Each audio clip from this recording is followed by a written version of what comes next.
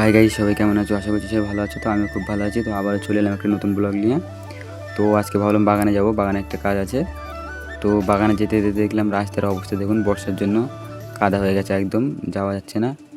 তো তারপরে আমরা চলে এলাম বাগানের দিকে। বাগানের দিকে এসে দেখছি বর্ষার জন্য দেখো বাগানের রাস্তা খুঁজে পাচ্ছি না, একদম নদী হয়ে গেছে বুড়ে। তো তারপর আবার কি এই নদী পার করে আমাদের যেতে হবে বাগানে। তো নদী পার করতে করতে দেখুন তারপরে চলে এলাম শাপলা ফুল, দেখুন কত সুন্দর লাগছে দেখতে পুকুরটা। তো তারপরে বাগানের ভিতরে চলে এলাম। বাগানের ভিতরে এসে দেখছি কী কাণ্ড দেখুন, মানে গাইস কী বলবো, দেখুন বর্ষার কারণে আমাদের বাগানে যতগুলো কচু গাছ ছিল এবং ছোটোখাটো গাছ ছিল সব পচে যাচ্ছে এবং মরে যাচ্ছে। দেখুন কেমন অবস্থা, সব একদম বর্ষায় একদম সব নষ্ট হয়ে যাচ্ছে, কী বলবো গাইস।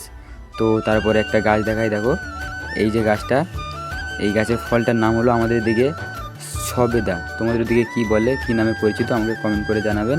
বা এই ফলটা কে কে খেয়েছো আমাকে কমেন্ট করে বলবেন।